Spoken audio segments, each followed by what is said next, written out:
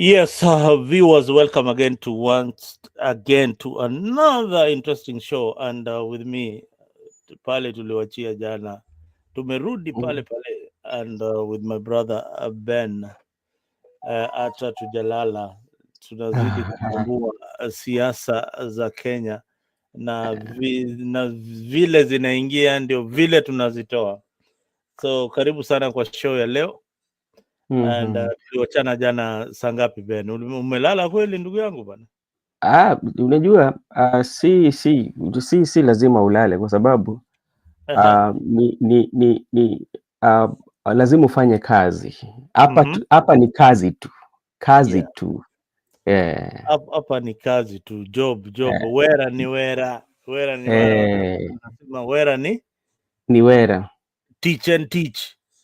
Yes, kazi ni kazi ama Kazi ni kazi.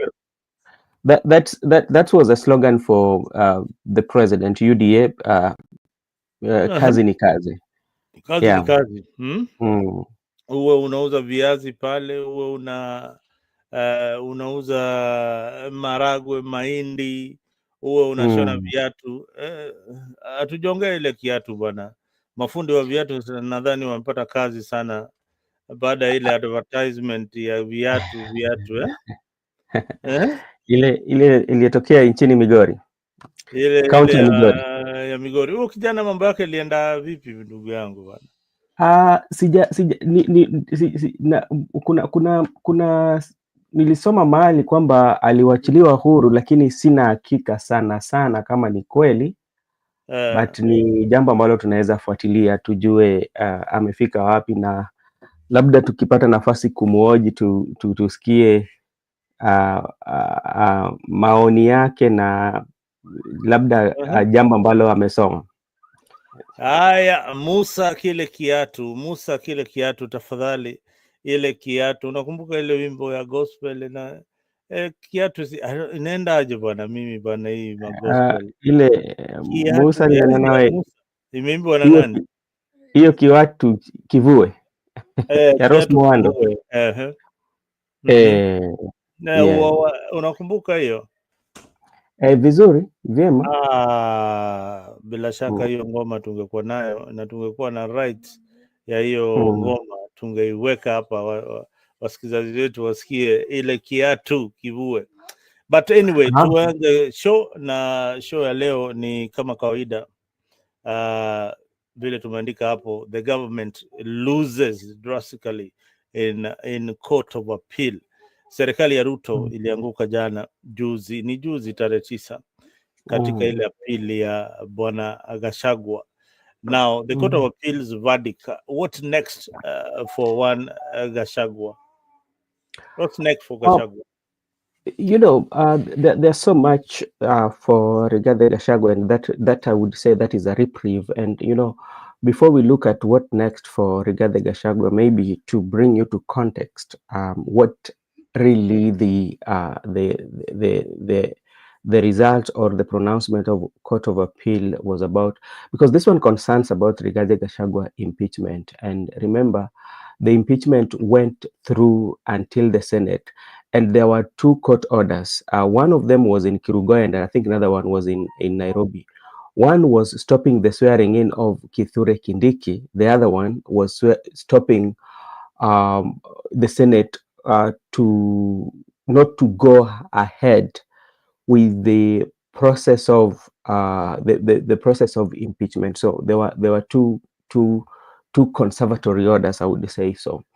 But now it went ahead, and the Assistant Chief Justice, that is Philomena Mwilu, was when he was confronted, because CJ was away, she decided to empanel the bench to listen to the cases or to listen to the petition that was filed by Deputy President Rigathi Gachagua.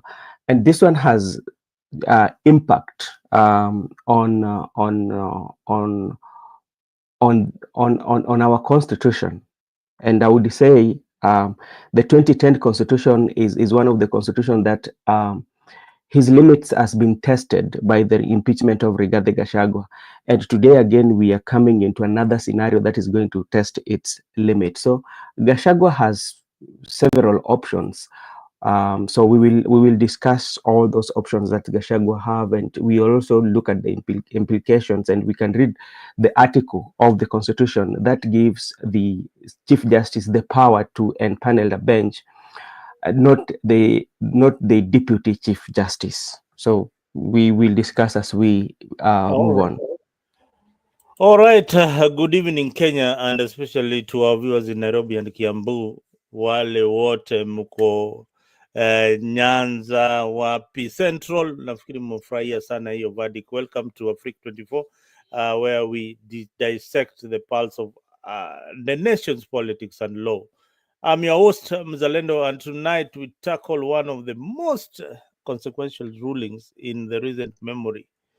Hii ruling ilifanyika May 9th Court of Appeal decision that completely reset Deputy Rigathi Gachagua impeachment process. With me, kama kawaida, is Brother Ben, a friend of with great value. Great value to have Brother Ben in the studio. Happy to see you, my friend Omera. What's up? What do you make of this ruling? Okay, that's my question.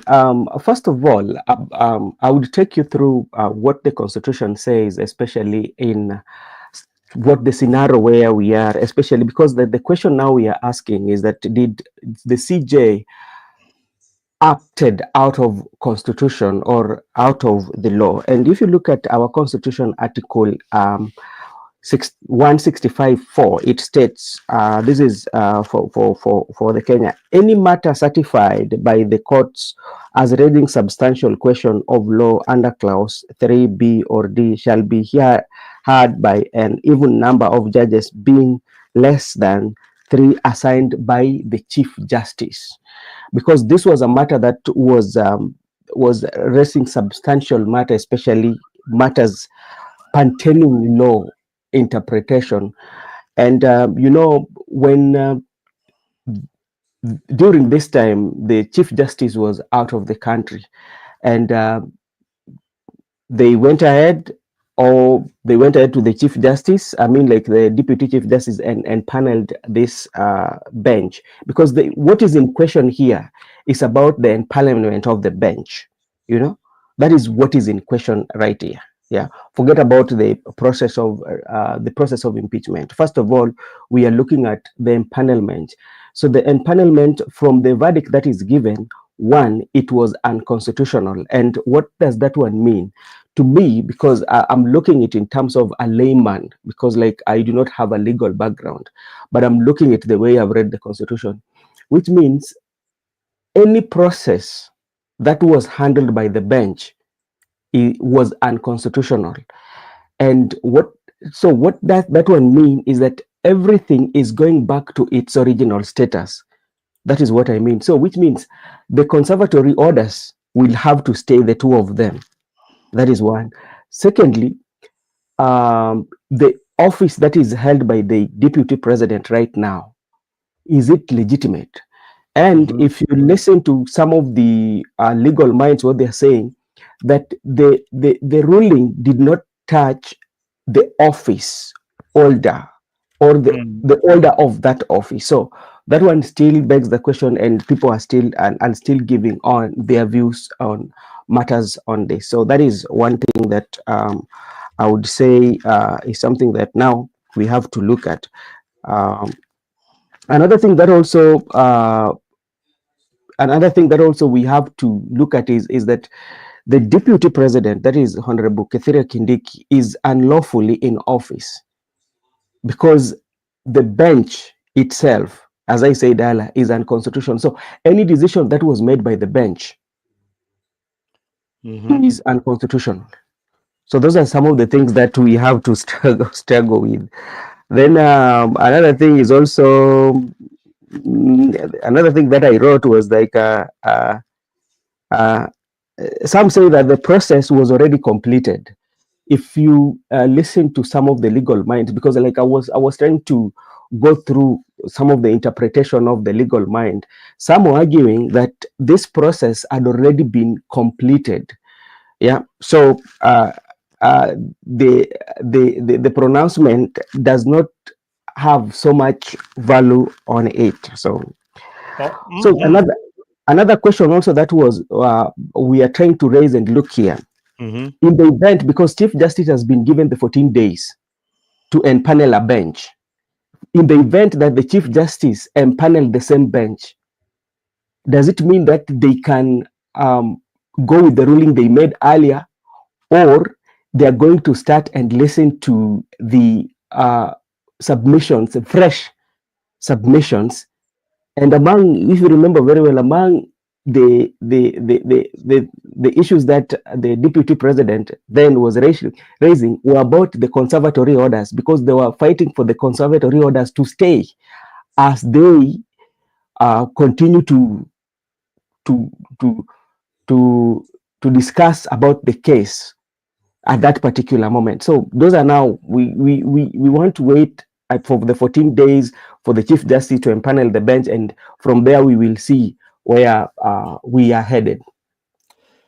Yes, thank you for that breakdown. And maybe just to add that, Article 161 of the Constitution of Kenya, Article 161, which outlines the judiciary structure, and it goes all the way up to Article 168 on the procedure of removing the judge. These articles are very, very precise. And Article 161, the most important article is that the Deputy Chief Justice, who serves as the Vice President of the Supreme Court and acts as the Chief Justice, as the Chief Justice in absence, but does not inherit the authority to form the benches, the judicial benches.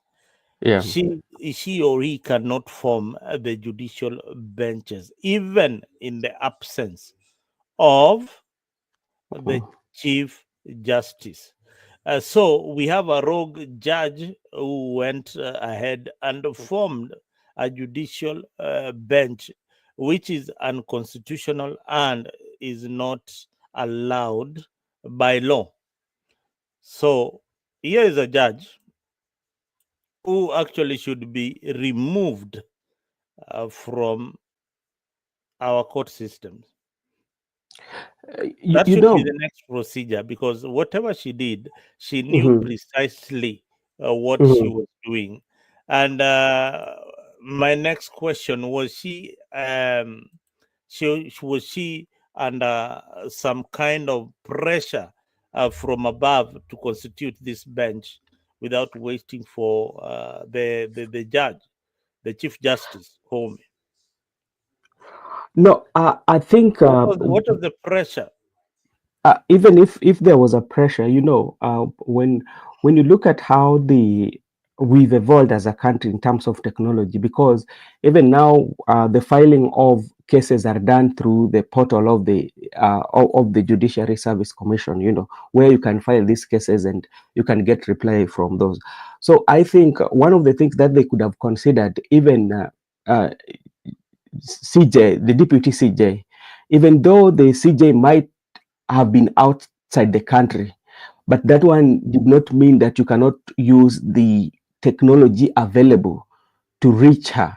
Yeah, because empanelment of the bench was not something that the deputy president or the CJ, the president of the Supreme Court, was going to sit down with the judges and say that it was just, he could have given directive, and this Yes. directive could have been given wherever she is. So and that one also questioned the CJ, the deputy CJ, when she was doing this, was she very genuine on what she's doing, or did she kind of like look at the laws and of our land and the constitution and find a loophole whereby it gives her the authority to empanel a bench when the judge or when the president of the Supreme Court is not there? Mm-hmm. Yeah. Yeah, I think there's a lot of things that we need to touch on there, and maybe Yeah. the JSC needs to come in and pounce on Mwilu, and they need to ask questions why this was done, and if you knew the legal implications of this, then in a country in the Western countries, you should have been resigning by now because of such kind of decision. So, or the Senate should be now telling the CJ, the deputy CJ, to resign and quit up with his position. So these are some of the things that the Kenyan law system needs to address urgently. But now this has given life to the politics of Gachagua. Is Yeah. he able to run again? As it is right now, there is somebody who is illegal in office. Yeah. So, this ruling gives us two scenarios. One, yeah, it give us two scenarios of illegitimacy. Mhm. Who is legitimate and who is the legal, like the person who the constitution has given power to hold office. Because if the ruling was made by the judge that was in panel, and now it says that it was unconstitutional, she acted outside outside her mandate, which Yeah. means the whole process, to me now, what I think, this is not illegal because I don't have a legal background. This is what I think. Hmm. The whole process is null and void. So So what does it Gachagua mean? technically deputy president Nirigiji. Yeah, because there were conservatory orders that were stopping one, the swearing in of Kithure Kindiki. And if you remember, one of the most issue that the president side were, the president and the senate were, and that is the president, the senate Hmm. and the national assembly were fighting. They were fighting to uplift the Hmm. conservatory order so that the swearing in can go on as they continue to argue the cases, which was not the case. Hmm. So if it was unconstitutional, so which means the two conservatory orders, I don't know whether they still stand a chance, or they have been passed by event. So those are the questions that the legal minds will answer us. Yeah, the legal minds needs to come and tell us if you are there out there and you are listening to the show or watching the show right now.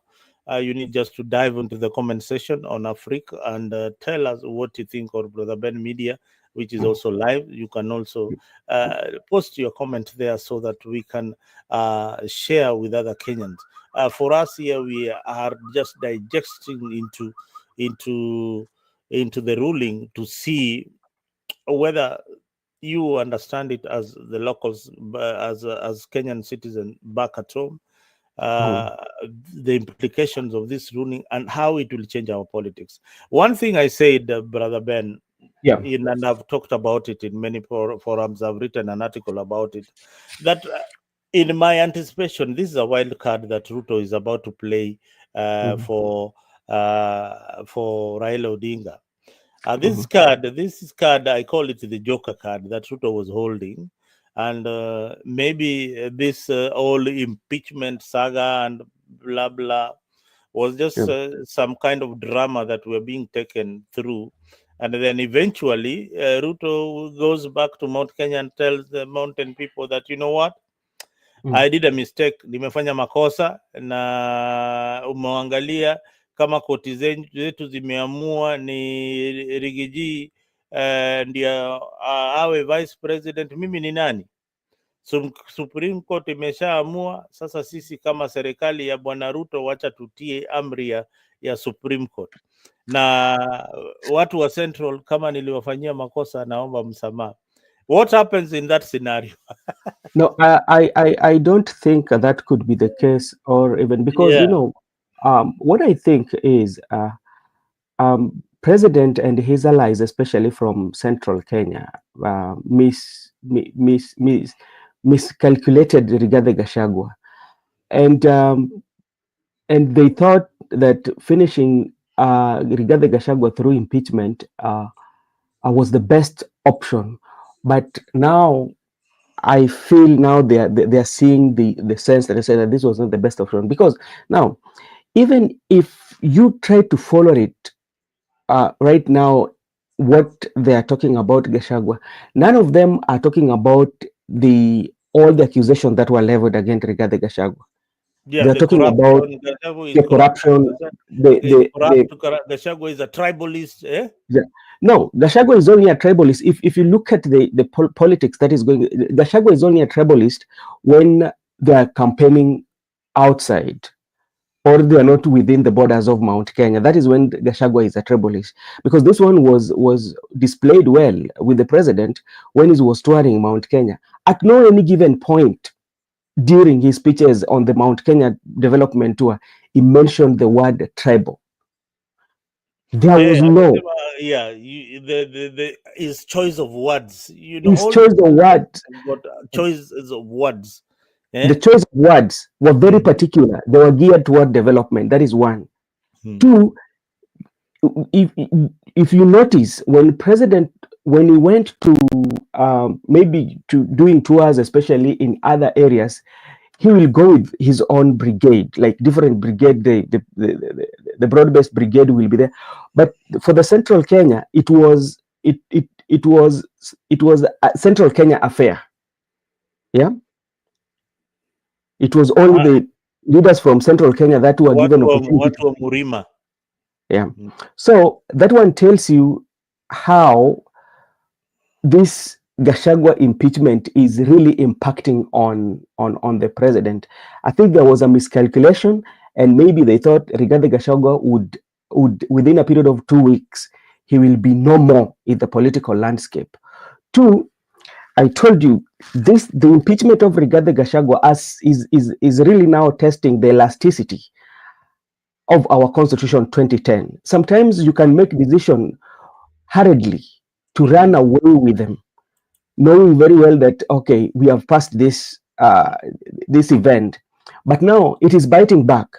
Mm-hmm. Remember how within a period of four hours, the name of Kithure Kindike was already forwarded to Parliament. A Mm-hmm. period of 4 hours, and no, a period of 4 hours, it was approved within shortest time. And you saw how things were moving. Gazettement every time, even in the middle of the night, the gazettement was there because they were following the constitution. Now that constitution they were following now is Uh-huh. biting back again. He said, okay, all that the empanelment of the bench was unconstitutional. What are you going to do? So it has so many impact, especially in our country, and it tests the elasticity. How far can this constitution stretch? Mm-hmm. Yes, How far can this constitution stretch? stretch. Yes. I think you are on point. You are on point, brother Ben, and this thing was miscalculated. And I know if Ruto can walk back and say how do you let me give you a very simple analysis. Yeah. You are in a team, a soccer team. You have got your best team and your best striker. Yeah, Mhm. the best striker, and you're going for this championship match. And all of a sudden, the coach does has a problem with your Messi in the team, Yeah. and Messi is not going to play. This is Gashagwa now, and he Mhm. is going to be kicked out of the team, or and possibly banned, and even given a red card, and he'll miss some matches. You as the coach, you are saying, okay, fine, to hell with him. Messi was so indisciplined.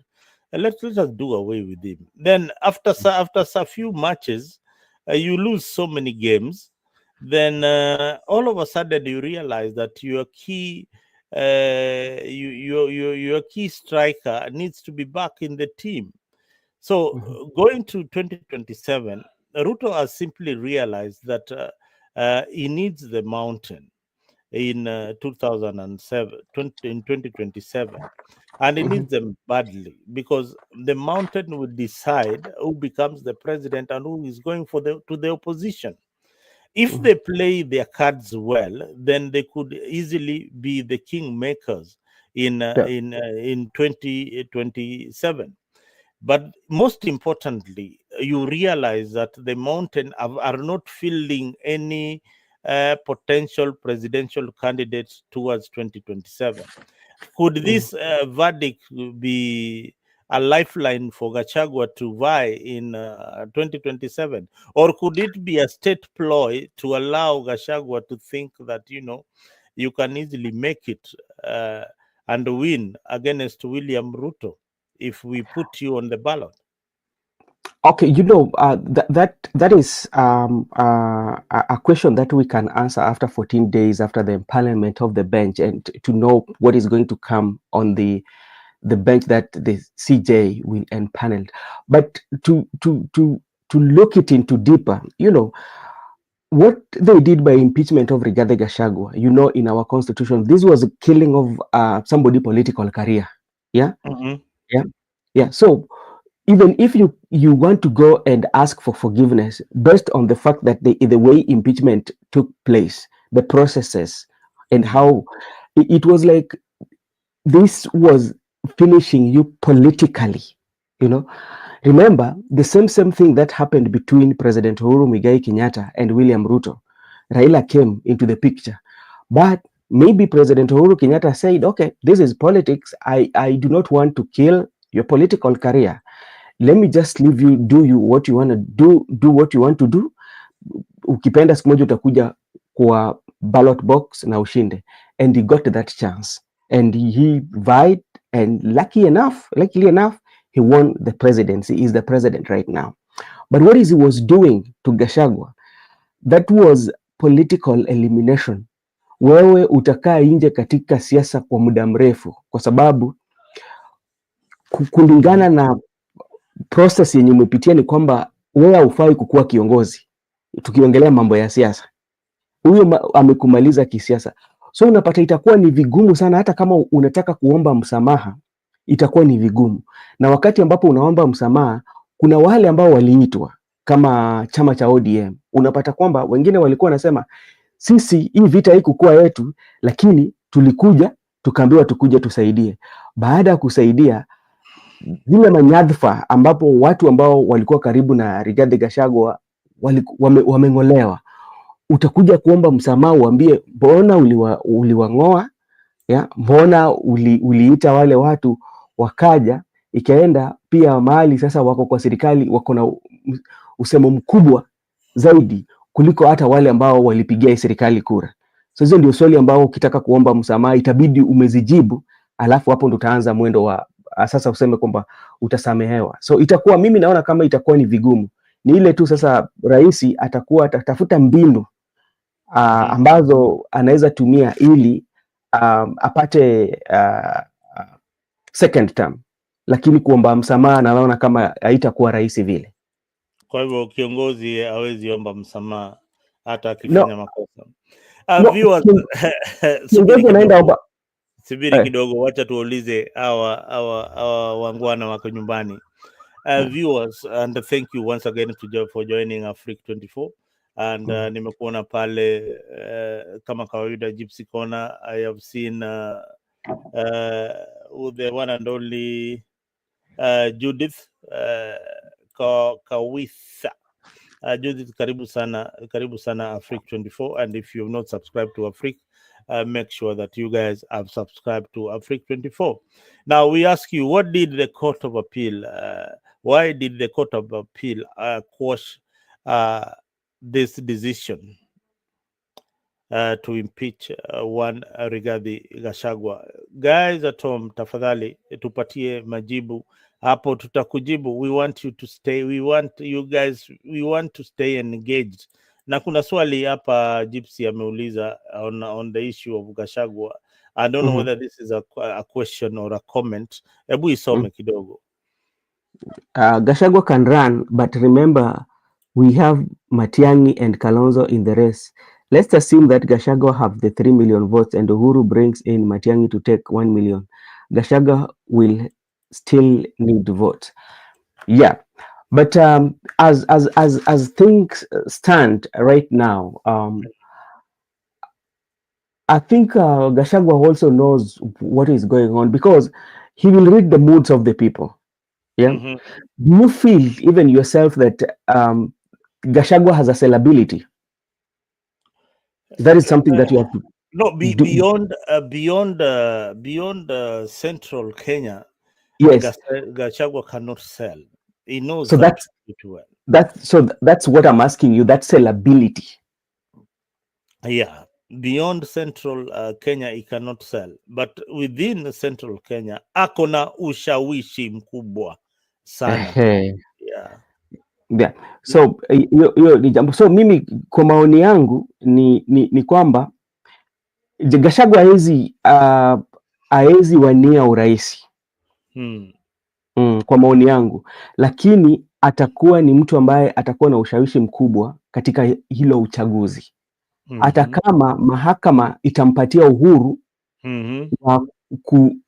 wa kuwania urais, sidhani kama atawania, kwa sababu hata yeye mwenyewe anajua kwa kweli kwamba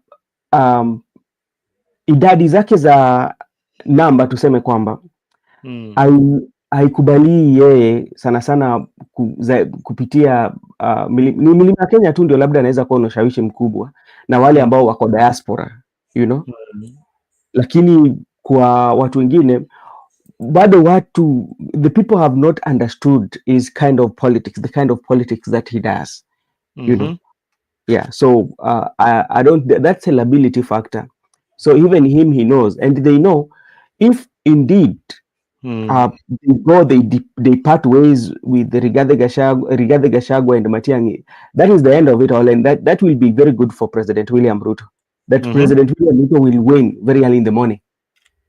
President William Ruto will win asubuhi na mapema. Yeah. The way President William Ruto talks, like, unajua hata Gachagua hakuna mahali anaweza nishinda bwana.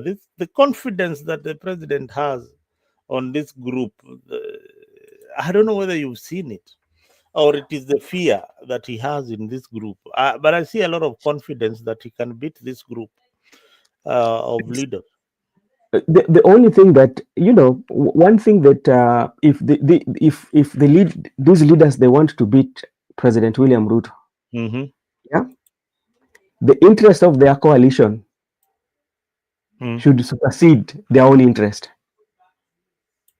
Yeah, the interest of the coalition they are going to form, or the interest of loyal opposition, they call themselves loyal opposition.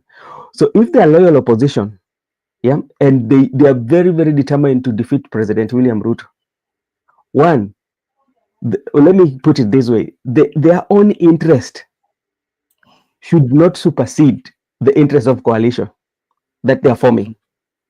Then if they do that, then I tell you. I think one thing that this case has brought up is it has really shown us how these judicial officers can be corrupted. You know, I believe that this case was in the public domain, and Mwilu needed to have used at least some common sense to know that the implication of constituting that bench, which was way above his power. So this kind of overreach, you know, and we need accountability of some of these judges. We need her to be accountable for she needs to come out and tell us why she had to do that, or there is no way that she can come out and tell us why she had to do that, and which kind of law was she using. Ni sheria gani alitumia kuconstitute hii bench? Ni katiba gani? Kama kuna katiba ya Mwilu Philomena Mwilu na katiba yako, utuambie tafadhali, kama ulitumia katiba yako ama katiba ya kule Ukambani ukakuja nayo ukasema bana, hivi ndio sisi tunafanya kule Wakilunda. Sasa unajua kitu bado mimi najua, unajua nchi yetu ya Kenya ni nchi ambayo inastaabisha sana, kwa sababu kuna mtu ataenda kotini to get more interpretation. Why did he have to do that? And remember, there's also this issue that is going with the Supreme Court judges that people wanted them out. Hey, that case by Nelson Harvey and Abdul, this other lawyer that Grand Muller. Grand Muller. I think that lawyer. I don't know why I don't like him. I just don't like him. He has such an attitude. I think this. I think also this ruling or the decision that Deputy CJ made, they can use it to build their case.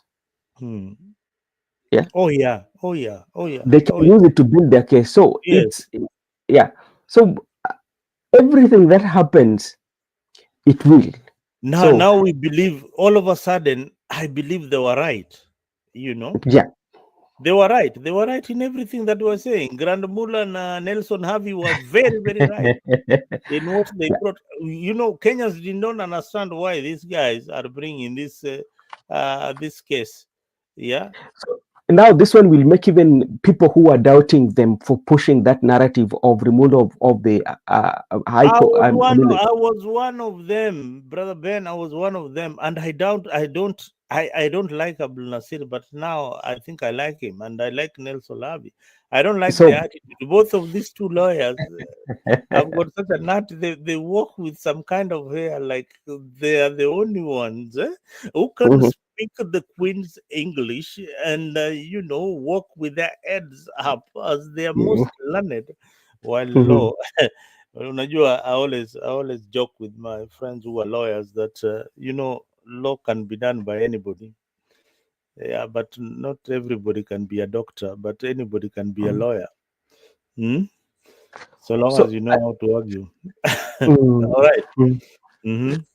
So go ahead.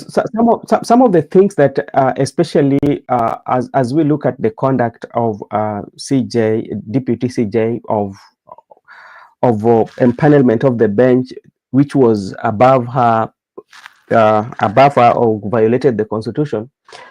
Now, some of the questions that everybody should ask, and this is where now we need the legal minds. One, the decision, as I said, the decision, one of the conservatory orders, there are two of them. There was the Kerugoya one, and I think the one in Nairobi. So there was one that was stopping the decision of the Senate. Yeah. That is one. And there was the one that was stopping the swearing in of Honorable Kithure Kindiki. So because now that bench has been rendered unconstitutional, what is the stand of the conservatory orders that were given?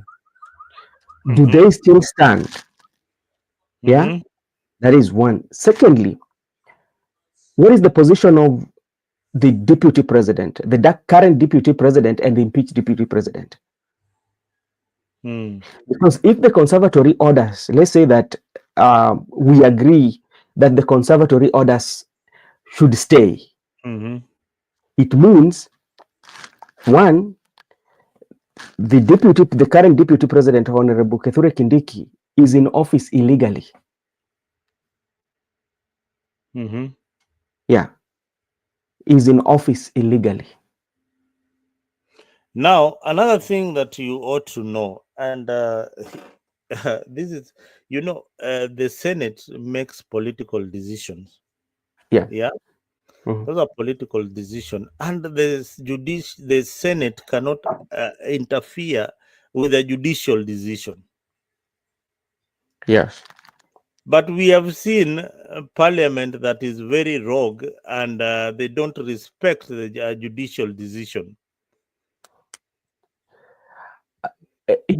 That's why I was telling you. That is why we need a constitutional lawyer to come and translate to us what this really mean. The political implications. of the decision Uh-huh. of the Senate Mhm. versus now the decision of the courts, or if the of the decision of the court, and what and the outcome of the three bench judge that will be constituted by the chief justice. Yeah, if it goes against the state, what does Mhm. this mean? And again, if Hmm? to say the Chief Justice will empanel the same bench, Hmm. what does it mean? Does it mean that they are going to get in again and start uh, hearing the same cases again, or they will rely on the decision that they made?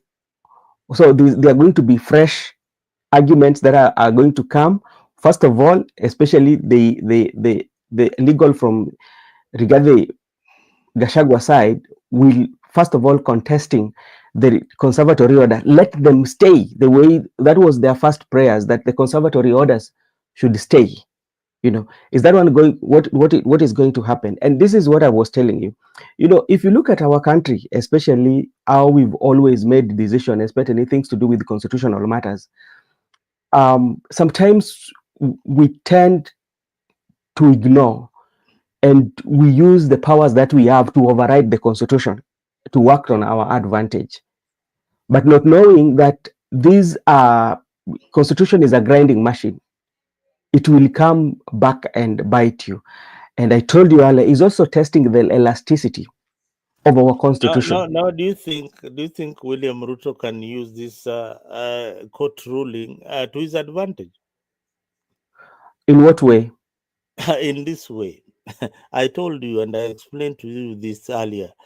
This way, uh, for the coalition, for his government stability, and to get the people of when Central Kenya moved out of government, or were Mhm. kicked out of government, Yeah. that that made Ruto's government a bit shaky, and that is Yeah. why Raila Odinga had to come in.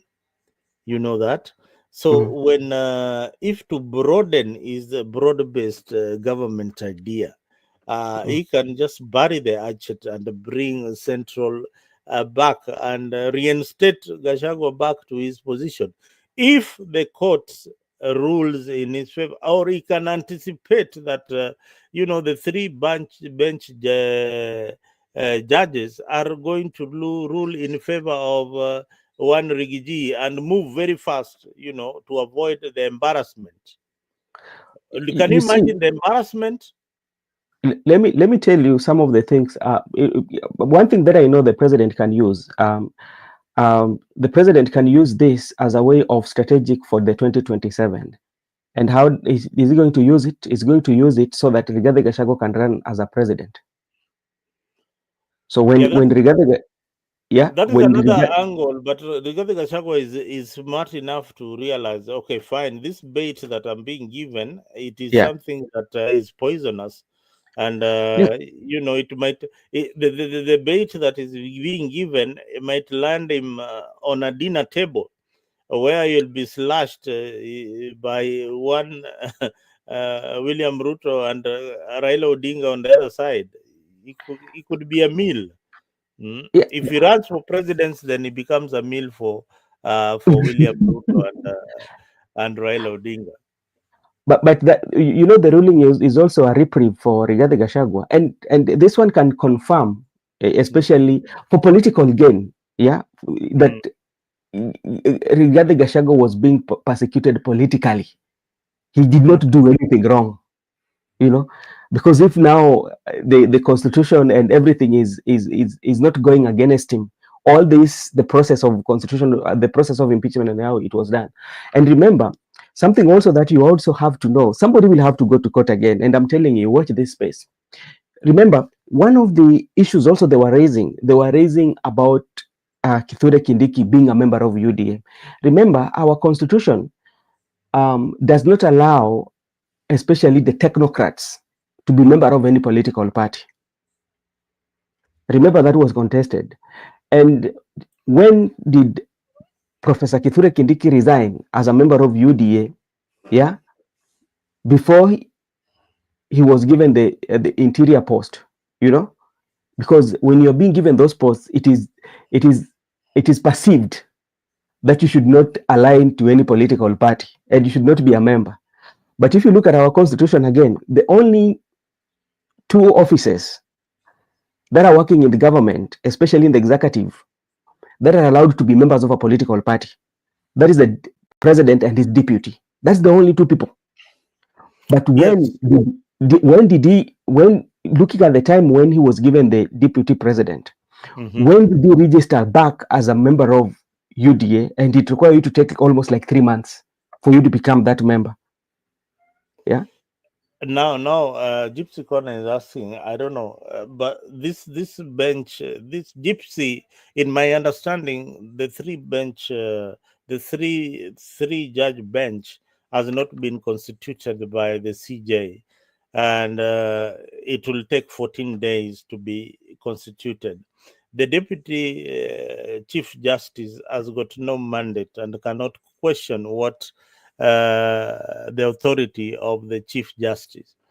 The chief justice will go ahead and constitute the bench, and within the 14 days we will have an outcome. That is my And understanding.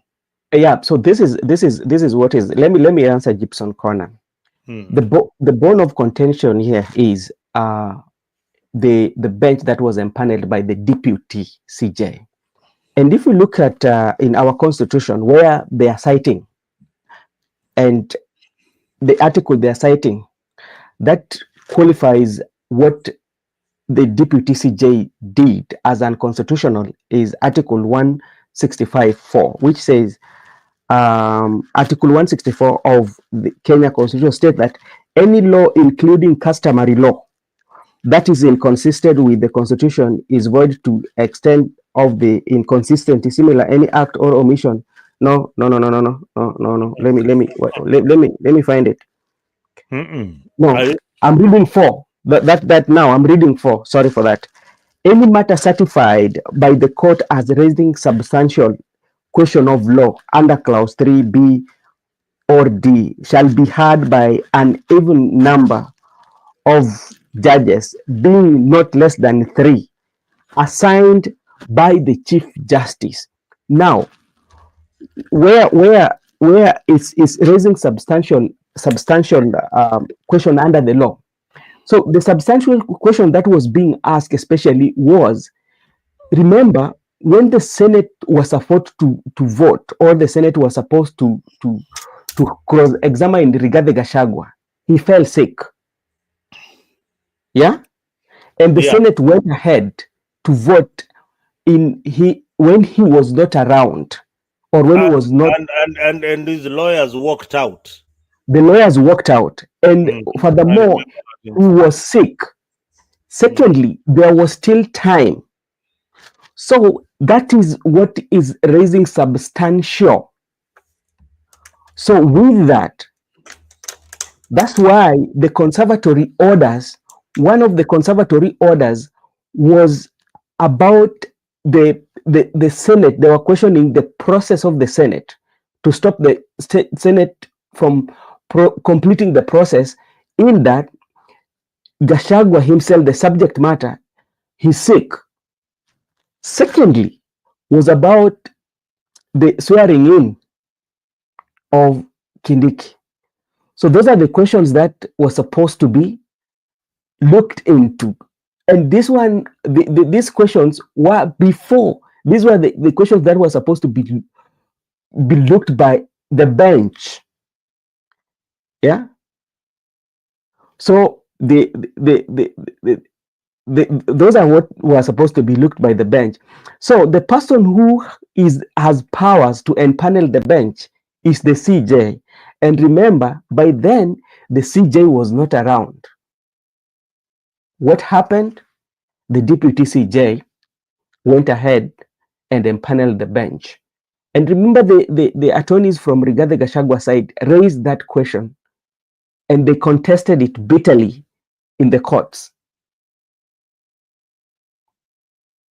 So after 14 days, is what we are going to wait. We are waiting for 40 within the period of 14 days. We are waiting for the Chief Justice to empanel a bench.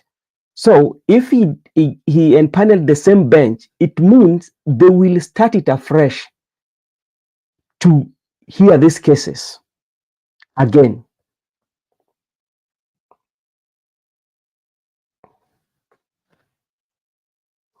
You're muted.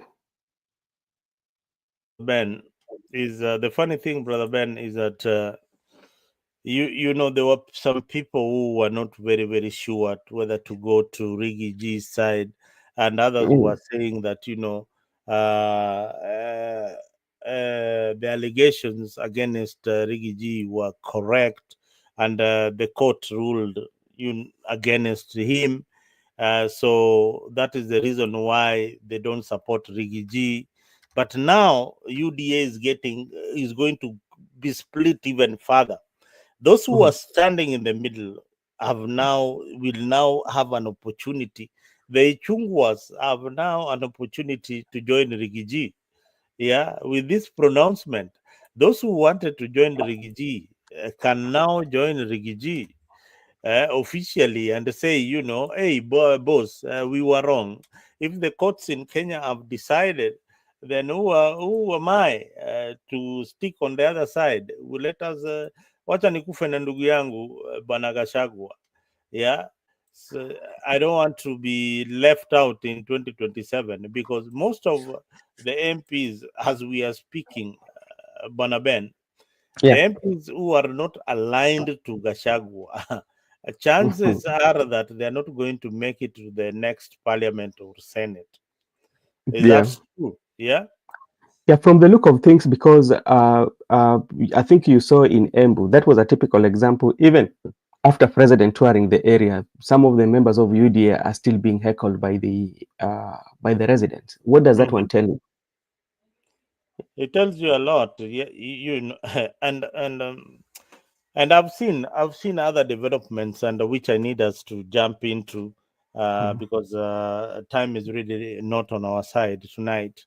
And Yeah. now, the issue of the youth, the Gen Zs, and the youthful leaders, the Kina Moraras, the Kina Kasumuels, Mhm.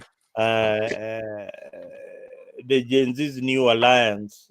I've seen Yeah. Morara and the new political formations around young people and other aspirants like Fanyamambo coming together.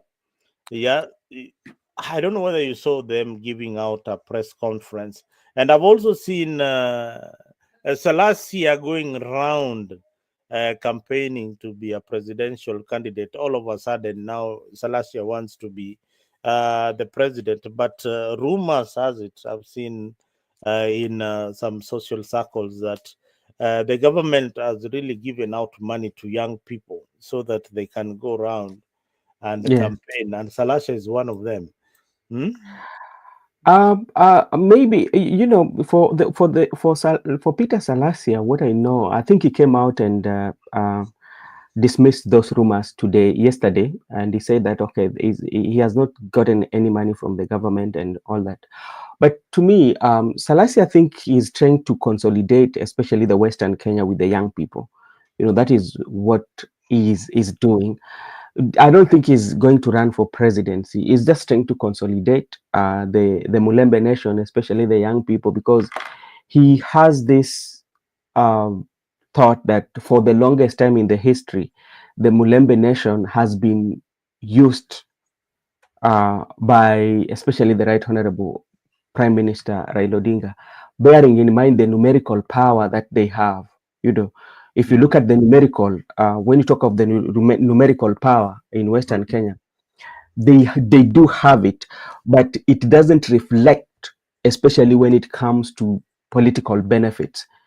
So it's trying to say, okay, now let's come together as the Mulembe nation so that we can speak in one voice, so that when it comes to negotiation, especially in the national level, we can be part and parcel of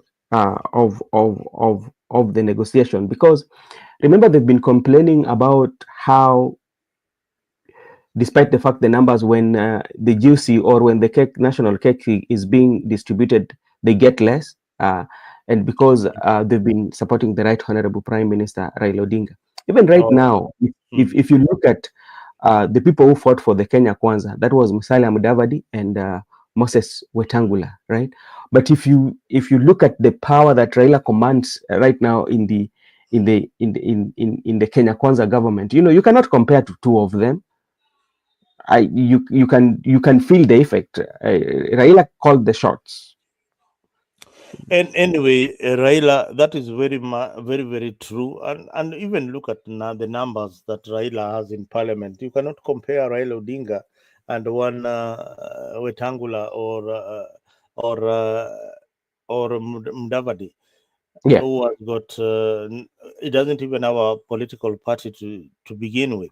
Now yeah. the youth leaders are rejecting old party labels like ODM and UDA and those parties that have been there, the Wiper movement. They are rejecting this label. They want a single platform which can address their issues like unemployment, that is not really being addressed by these main political parties. Uh, I feel that the young generation, when I speak about the young generation, I have spoken to Morara many Mhm. times. Yeah. Sometimes we differ in opinion, Mhm. and I clearly understand him from where he's coming from. Yeah. Is quite new in the political game, and perhaps Mhm. might not know that you need some steps, some baby steps before you really start running strong. You start by Mhm. crawling, then you start by standing. In our Mhm. mother tongue, we call it, how do you call it, when the baby is trying to balance him or herself before start walking? It's called what? There's a song that your mother used to sing for you when you're starting to balance. What was the name of that song? How do you sing it in your language? We call it Diedo. Tandalala, tandalala, Nyatio Diedo. Nathio dia. Tunarudi za kale bwana, hizi vitu tunazijua. So Mm.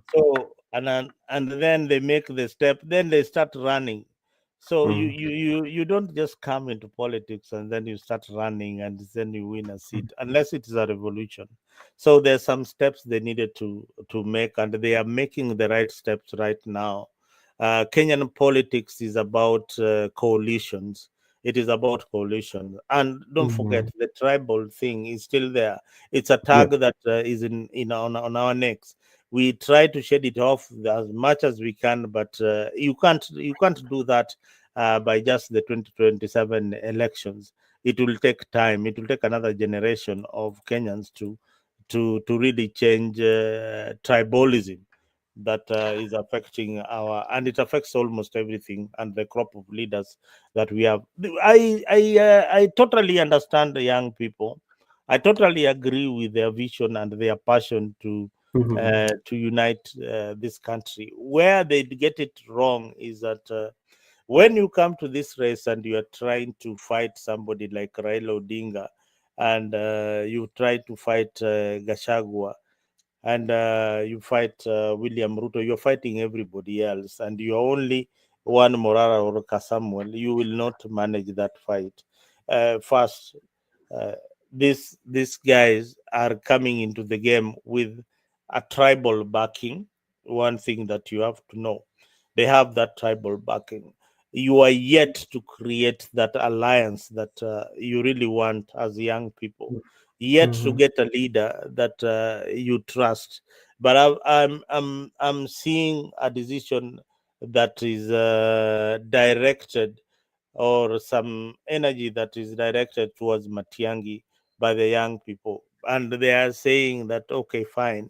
There's nobody clean in the political system in Kenya, Mhm. but at least we have seen what this guy can do. Brother Ben, Yeah. what is the potential of Matiangi and the young people in in Kenya joining You know, hands to remove Ruto from power. before I look at Matiang'i, and you spoke about majority of the people that we are speaking about, and even Mr. Ondiek, Honorable Ondiek was there, and I saw Fred Fanyamambo, I saw Makore, but I know Fred Fanyamambo because I usually watch his shows. He's doing an amazing job on the shows. But now, remember, when you look at where they are coming from, let's say, for example, you look at history how Morara started, because Morara came immediately after the Gen Z. We did not Yes. see him during the process. Mm-hmm. And what did Morara do?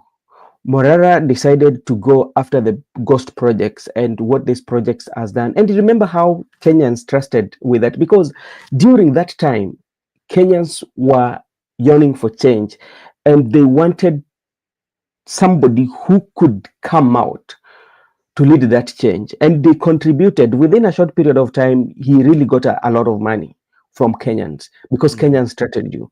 But what happened along the way? The Mm-hmm. issues started to emerge, the issues of accountability. Mm-hmm. And what happened with some of their friends, they departed ways. You know, after Mm-hmm. them departed way, he came and went to Rigiji.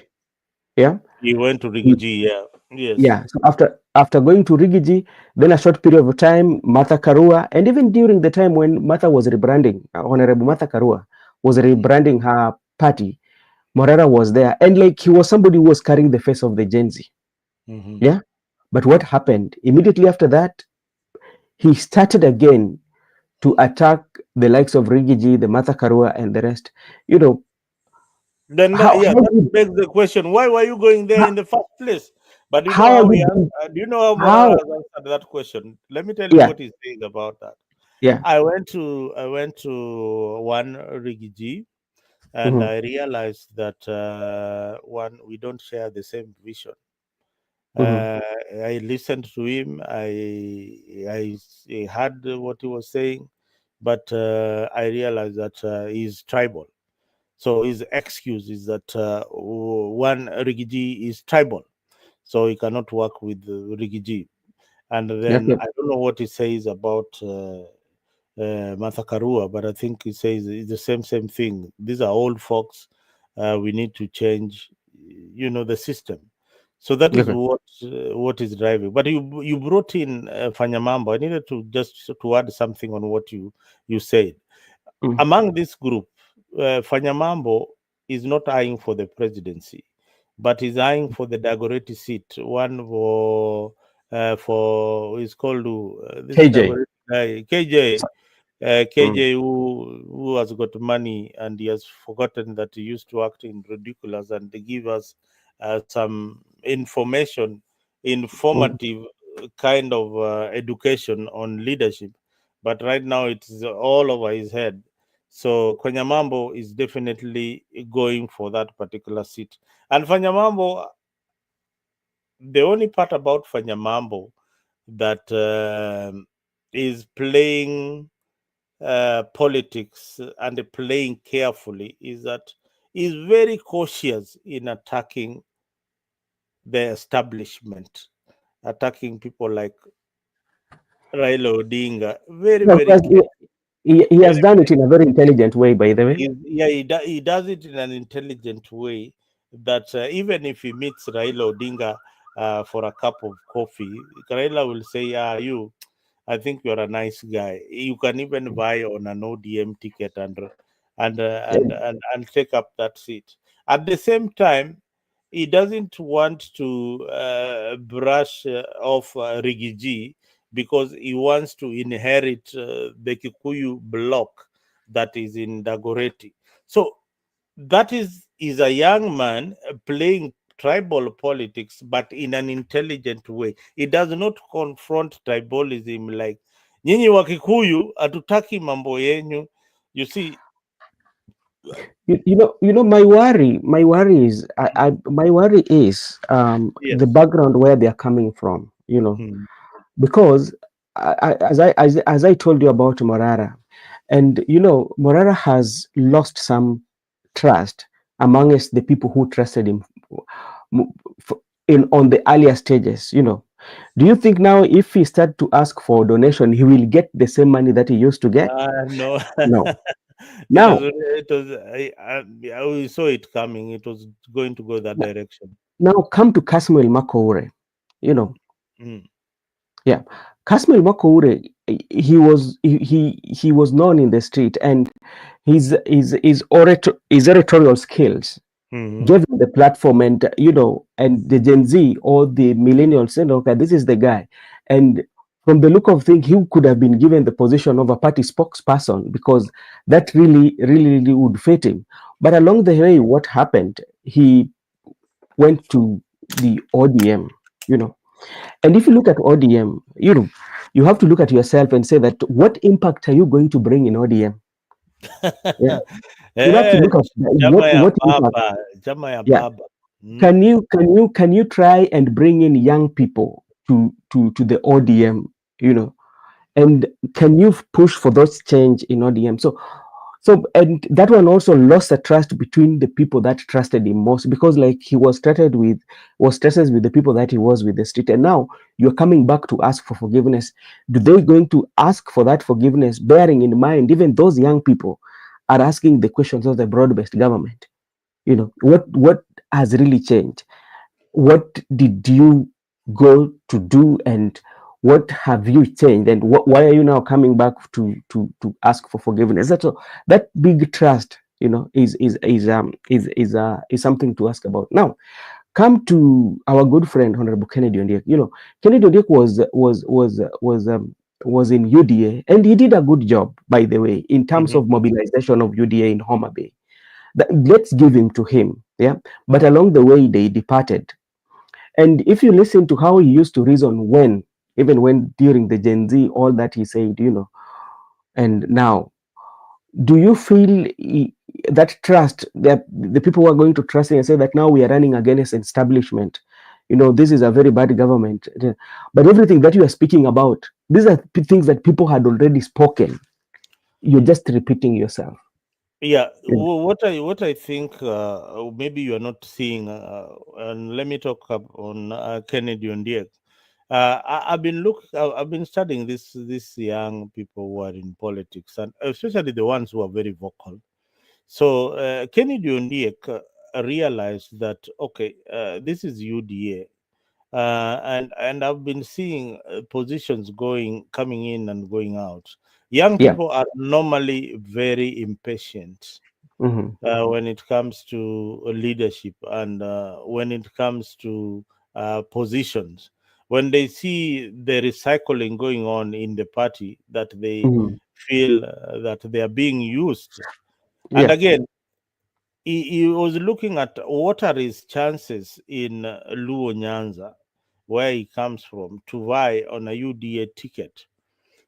Now that William Ruto has decided to work with the leaders, Hmm. and is not working, William Ruto is not working with those who are not elected as leaders in Nyanza. Yeah. So technically, you become like flower girls within the party. Hmm. You become you are in a situation whereby you have got no influence in the party. So Hmm. what will the people, by the time we are going for elections and you want to vie, you need to find an identity that you identify yourself with. So Yeah. it came out very very fast from that block, because what Hmm. you heard Gladys Wanga saying is what Kinaundiek maybe had foreseen technically, that okay, this will be an ODM zone. Yeah, we But will not, and they can negotiate on the table and decide that okay, William, we came to this government. We are a political party. You Mhm. have got no right to demand our constituency. Likewise to us, we are not going to field anybody in Sugoi or Eldoret. That is negotiated, and it has Yeah. happened before.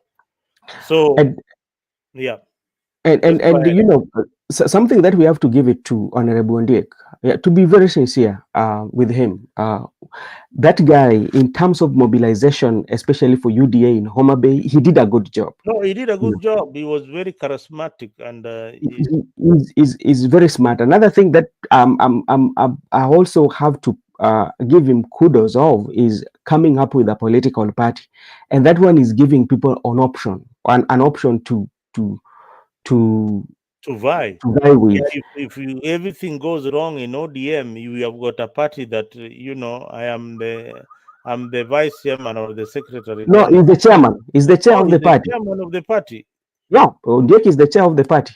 Oh, Duke is the chairman. Then maybe Maliba, Ondiek we have Omera, I need a ticket. Arnold Maliba. Arnold Maliba, I think, is the party leader. Then we have Ondiek as the chair of the party. By the way, he's the chair. No, oh yeah, then that is a party that we need to be drumming a lot of support for, and telling youths to join that particular movement, because I think Ondiek is a good man. No, One thing I like about Ondiek is a down to earth guy. He's young. He lost in the election, but he never gave up. In politics, I always say that when you fall or when you lose, what really matters is what you do when you stand up. You know, mm, you dust your butt and you move on, and that is what politics is all about. So kudos, Bonondiek, and if you have time, you are welcome to Afrique to shed more light and the agenda of your party. That I can connect you with him, and No, he can yeah, yeah, come. yeah, He will. brother Ben, please do so. He's my friend on the social platform, and I see him commenting, but he doesn't know this is the real Mozalendo. So now we have talked about Kasamuel, we have talked about Morara, we have talked about these young people, and you they are now apologizing to the other young people that forgive us, we did a mistake to move so fast. Yeah, we make mistakes, and please accept us back. Now, Anifa, there is a group led by Anifa, and I think this is the only authentic Gen Z group that led the maandamano and remained intact. Anifa and group. Who Yeah, are they supporting? the Do you other know time I Anifa? saw, yeah, and if I saw, I think like the other time it was being said that he's is aligned to Wiper. Um, when all Casimir was running the other side, and but I'm not sure whether that is true. But one thing that I can comment about the youths is I don't know whether they can come with their own political parties. Yeah, They so they that have inject party, and they have Ondiek's party. What do you no, mean? No, they can. The inject party is there. Why can't they join inject? the reason why the inject party, if there's a video that I did about the inject, because the inject, like when you're coming with a political party, especially as a young person, because we know the history of the political parties in our country. Anytime you write or you write a literature and say you own it, you use the word I. I. That Morara, one does, kama unasikia, because I know he's listening. Kama yeah, unasikia, sikia maneno. using the word I, especially in a political, based on the history that we know of our political parties, to me, it brings that it belongs to you. So it should be whereby you include the way we decided as the inject party, for instance, not I decided as an inject party. We, And I we decided to be the inject presidential candidate. I yes, am the I. self-declared. The I. I, the I shows that you control everything. And in a political party, you cannot be the chair, you cannot be the secretary. So that one is something that you need to look at. And again, you need to differentiate the page of the inject and your own personal page. because Page is an entity. The Index is an entity, is a political party. So Yes. they run their own Mm-hmm. affairs. If you want to comment, there are things that you can comment as a leader on your page, and there are those that when you're commenting in the Inject party, it should reflect the national issues. It doesn't Mm. reflect your own issues. You talk about the national things that are affecting the nation. So that one, if they do that, will be. And another thing also, you talked about the stages, and I know even like Fred Fanyamambo Africa knows this, on how our politics is run. There are things that we cannot do away with immediately. It is a process, Yeah, that's what I said. Baby steps. Yeah. Mm-hmm. baby steps. You Yeah. know, we talked about the tribal democracy, Mm-hmm. whereby one of the leading factors of our election, or one of those issues that leaders talk about, is the presidency. That we need lazima tukue rais. Secondly is about tribe, because you will listen to even I listen even to the senator from Narok. He was talking about tribe, you know, and Come you on, look at, Masai, Ma community. Ma yeah, community. Mm. no, he was referring to another coalition as a tribe, but one of the driving factors of our tribal coalition, most of the time, it is being driven by numerical strength. That is what driving the coalition of the coalitions that we have. They look at it, what are you bringing on the table? And what Mm-hmm. you're bringing on the table will be equivalent to what you're going to be given. The the numerical strength you build, the lucrative post you get. The lesser numerical strength you bring, the lesser the post you're going to get. You know, these young people, especially Marara, they have not understood the politics on the ground. Kwa ground mambo ni tofauti. When you go to the ground, Gypsy Corner, when you go to the ground, this is local politics 101. Ukienda ground, you study the ground. I want to give you a level of an MCA or MP. When you go to the ground to to hunt for those votes, I go to Brother Ben's village. There is somebody called a village elder. Yeah, the village elder in that area. And one thing I always ask as a politician, uh, which is the biggest clan in this area? That's you are looking at the numerical strength of that particular clan in that particular area. So if you have bagged the biggest clan, then you can look for the other small clans within that locality. That breaks down how our politics is managed from the grassroots, so where tribalism starts in the grassroots Mhm. and the nepotism. It starts from there. Now, what is the language that you speak with your locals? Brother Ben yesterday said that you see the Ngondowere son, he could not speak Doluo, which is mother tongue, and that is the language that people understand uko mashinani. So that is the language they will understand. That is the language that you will be able to sell your agenda clearly and articulately for them to understand. So once you move from that village structure of the clan, now you move upwards. Upwards meaning now you look at tribe and others. Others meaning people from other regions who are staying in that particular area, who are potential voters. Then you now look at how you can bag them up. So Yeah. if you are a presidential candidate, you have got your candidates who are vying on various positions at grassroots. They are the ones who mobilize for you Mobilize. this tribal support. This tribal support. These young people cannot act that simple thing. that it starts from there. Now, when you move in the upper scale to now government, where we want to form now the government, you realize that we have also devolved government that takes you back to the village, where you have an assembly, which is a parliament run by nearly a community, Mhm. people from the same region, same tribe, that constitute 99.1% of the assembly. Yeah. That is again tribe.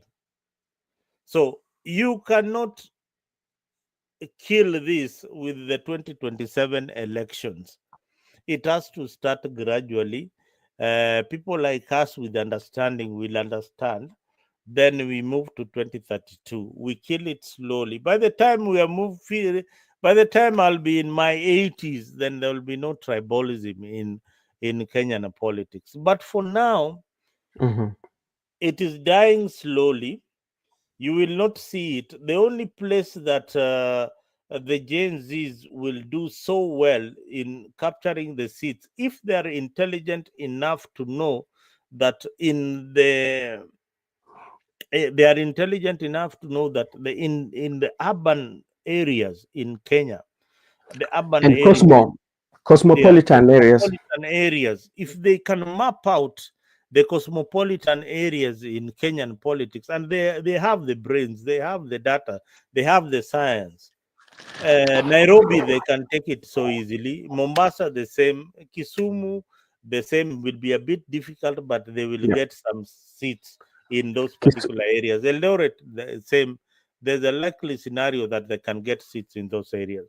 So that is how you map Mr. Morara and the group. That is how you look at the election. Then you create a database of all your potential young voters, the people who are going to show up in on the ballot, and the potential candidates who can win those particular seats. What do you think, Brother Ben? Yeah, Even that is one of the things that you've mentioned is about creating the database, and by creating this database, you have to come up with the demographics. Yeah, Mhm. and when you come up with the demographic, you will know who are our targeted audience, because like you look at the audience that you have. Yeah, and if you know, after coming with that, let me repeat, after coming with the database you'll come with it and put it in category of demographics. You know, after putting it in demographics, then you know that what messaging am I giving to this particular demographic? Especially, you're talking about young people who are very well versed with the things to do with the technology. So, which means most of your information and messaging will be through the technology. You know, then let's say that you're also targeting those like our grandmothers who back at home, because that one will be part of your database. How are you going to reach them, and what kind of message are you going to give them? Because the messaging that you're going to give the young tech up demographic is not the same as you're going to give the old, you know. And how again are you going to make sure that they are going to vote? The driving factors that we were talking about yesterday, what are these driving factors that can drive the demographic of maybe 55 to 60 years and above, and the demographic that is going to drive the 18 years to around 24, then from 25 to 35, then 35 to 40, you know. So, and with the different messaging, you know, and that one will make quite much difference in the voting pattern. That is one. Then secondly, what are the people that you want to vote? You know, the people that you are voting for. You know, it's not a matter of voting, because you want some changes to be made, you know, and those changes can only be made if those who share your ideas and ideology will be present in the parliament, such that some of the bills and laws that are being passed that are not maybe very useful or don't benefit the people but benefit the leaders. So those are the bills that you go there and say, no, we cannot pass this. But that one can only happen if you vote in people who share those ideas. But if you continue say that, okay, we are going to vote those who have been there before, then I don't think that is going to happen. Mhm. Yeah. Yeah, you're very right. The issue of database, the issue of young people coming together and be organized to realize that yes, you can change the face of leadership in Kenya. But if you follow those steps that we have told you, now one, you need to understand that you cannot work in isolation like young people. There's no assembly that constitutes of only young people in parliament or in the Senate. Kenya will be the first example if that will be, but you need to look at minds that you can work with, who are not necessarily young as you may be, but they share the vision of young people and they realize the potential of young people and they look at them as leaders as and not as objects of trade, um, Mm. like what we have seen leaders doing to the young people of Kenya. They are being used to carry pangas and machetes to go for rallies and things like that. Let you young people not be used by politicians to cause chaos. Be an instrument of change and join other young progressive leaders who want change in their regions. But the issue of tribalism, as we have Yeah. said it, it has to start from we have started the movement already, but we have to make baby steps towards ending tribalism in Kenya, because devolved government is just a tribal entity in our political system that we don't know how to deal with it right now. Mhm. It has to Mhm. be there with us. So if you're going to elect leaders in your party and you are saying that, oh, my party is not tribal, Mm. everybody who is coming from your party comes from a particular region and is voted in by a tribe, all right, Mhm. is Yeah. voted in by a tribe. If they were going to be at the assembly, the representation that they are going to have at that particular assembly is tribe. If I go to where I hail from, the county assembly, they can conduct their business in mother tongue comfortably, and nobody will realize that it's being done, and Mm. probably they've been doing that throughout the year, conducting their business in mother tongue, and Yeah. they don't really care. So that is how tribalism has been entrenched into our constitution and our system, and we we still don't know how to get rid of it. That is why I agree with PLO Lumumba that the constitution needs to be No, reviewed. why should We it be have to reviewed? review the constitution. First of all, Mm. we can't have 47 counties, number one. Number two, we cannot sustain having 47 counties. Brother Ben, listen to this. Where do you come from? For example, where is Where your county? I was born in Migori. Where your county is in Mingori? Just say don't be embarrassed of your county. No, Your I'm not county is in embarrassed. I'm a Migori. Migorian, bwana. You are a Migorian. You come from Migori. That Eh. is where you do a lot of nothing with the money for pollution. There is a place in Migori. Do you know? I've traveled in this country, and there's a Yeah, place in Migori called Wathonger. Do you know that place? yeah, I know. Wathonger. Do you know why it's called Wathonger? Wathonger. Who are the inhabitants of that area? All right, that Um, is the question. Go do your homework. You mm, will find the inhabitants of that area, and mm, then come tomorrow and tell me, hey, brother Nick, kumbe mm, umetembea. mm, So that Migori area, for mm, example, and Homa Bay, the proximity mhm. from Homa Bay to Migori is approximately 10 minutes. Did you know that? Uh, 10 minutes in terms of you're looking at boundary and which mode of transport are you using? Boundary. I'm looking at the boundary. The farthest you can, it's 10 minutes or even 5. No, it's not And 10 you minutes. It's here. it's just there. Now, in the initial boundaries was that Migori, Homa Bay, and Kisii were called South Nyanza. True. South Nyanza. Mhm. If we maintained those boundaries, then it would be very. You live in a country where a governor who is in charge of a state is covering an area nearly the size of Kenya. Most of the governors, if you look at Yep. Texas, if you look Mhm. at California, and the economy of that area is even much bigger. So you would not talk about even the economy. The economy is much bigger, and one governor is controlling it. A state like California is number 4 in economy throughout the world. It's now the 4th largest economy in the world, and it is just a state. Now, Homa Bay, the South Nyanza, we would have only one governor. That governor would have been in charge of the South Nyanza province. Mhm. And we have one senator who is in charge of those areas. Or two.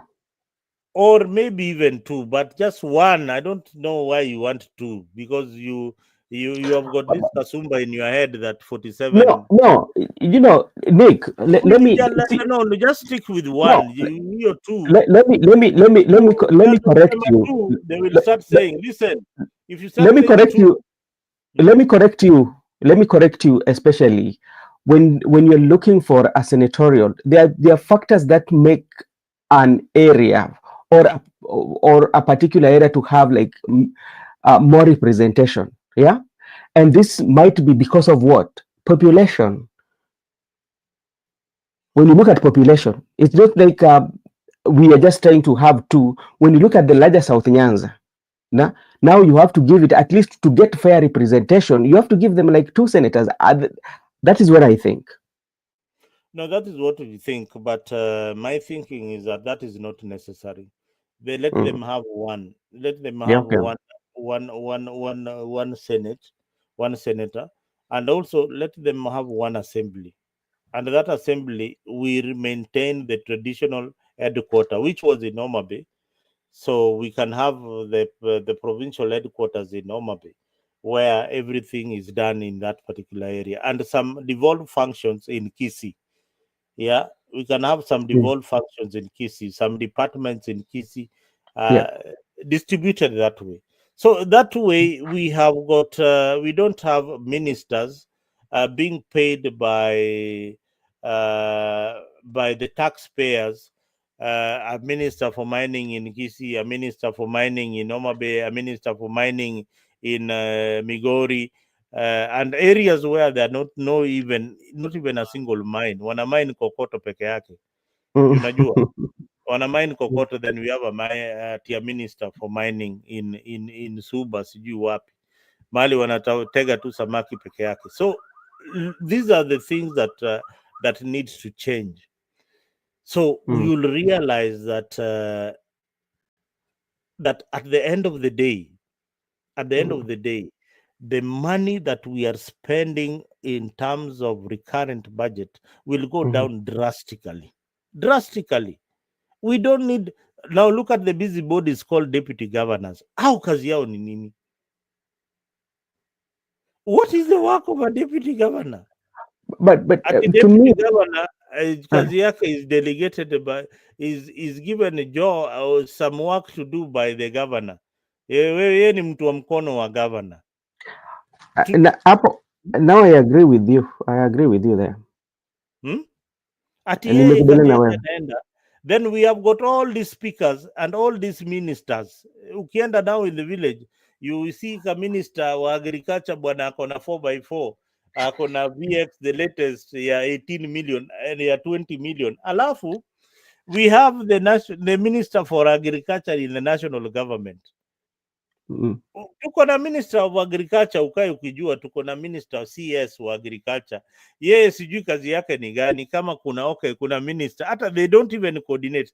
Do they really coordinate the CS wa agriculture in your village, in your county, na CS wa agriculture in the national government? And their salary is almost the same. Leave about even coordination, because when you look at it critically, there are governments from different political parties based on your political party where you are strong. And remember when before the handshake, they could not talk. Even if a minister maybe is coming in your area, is a government official, but coming to launch a project, you say, no, sisi euka tukai. Yeah. So I think that is something that needs review, and there's also something that Julia is saying and all government officials should be paid according to qualifications, expertise. Julia bana, let me tell you, there's a professor running the Ministry of Health. Do you have forgotten? And they were qualified in the medical field, and they were doctors, but they ran down a whole county.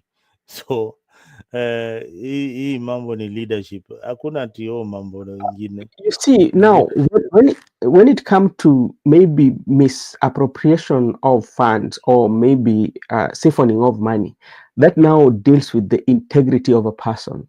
Even if they are qualified and na kuna madegree kutoka Harvard, bado ni wezi. Wewe ukae kujua Julia, former governor wa anaitwaje, former governor wa hii mahali inaitwaje, hii ya Kawera, alikuwa anaitwaje, Murunga, alikuwa anaitwaje huyu jamaa, Kiraito Muronge, Kiraito amesomea Harvard amesomea Harvard na mambo ya ufisadi hiyo county ndio maana alitolewa, ilikuwa ni mingi na ni msomi wa Harvard. We have Prof Anyang' who is running Kisumu County. Yeye kazi yake ni usafi tu, kazi yake ni kusafisha town ikuwe safi na kila kitu ikuwe safi, very very clean town, lakini hakuna hata industry moja ameongeza. Well, that is my governor bwana. Governor ni prof, ni msafi, town ni safi sana, lakini hakuna hata industry, zero. Ukiangalia pesa Kisumu inaingiza na ile wanatumia wafanyakazi wako wengi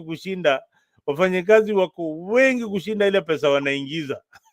By the way, the largest market in Kisumu, Kibuye. I don't know what is happening because Kibuye market, nilianza kusikia Kibuye lini? Kibuye watu wanatoka mpaka Uganda.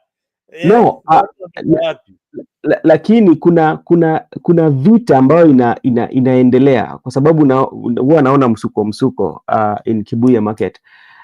I don't know what is happening in Kibuye, but it's one of the largest, especially in the Western Kenya region.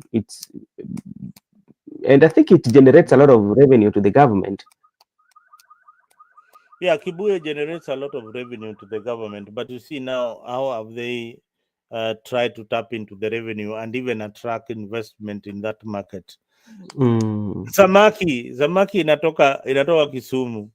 Boss, ukienda bali inaitwa hii beach yenyu inaitwaje hii bali watu wanapenda. Ukitoka Nairobi lazima uende hapo kule samaki ndio ujue umefika Kisumu. Dunga Beach. Luang'ni. Inaitwa Luang'ni Beach. So when did you go visit Kisumu? Luang'ni ilikuwa huku chini katolewa ikapeleka huko Saida Dunga bwana. So Dunga na Luang'ni zimeshikana tu. Mali gari zinaoshwa ni wapi? Si unajua ukitoka unajua it used to be, unajua hiyo plot used to be roundabout. Ukitoka pale roundabout una drive chini kidogo ukienda pale kwa lake nini unapata ulikuwa na access through Swan Center ukienda hivi chini, si ndio? Yes. pale ilikuwa I think ilikuwa Kenya Railways land. Unajua hapo watu walitolewa, siku hizi wamepelekwa huko side za Dunga. Oh, Dunga, but Dunga is just along the beach line. Pande Yeah, hiyo so ingine. yeah, so especially ukitoka Dunga then unakuja Dunga Hill Camp, then ukienda na chini kidogo hapo ndio siku hizi wamehamia.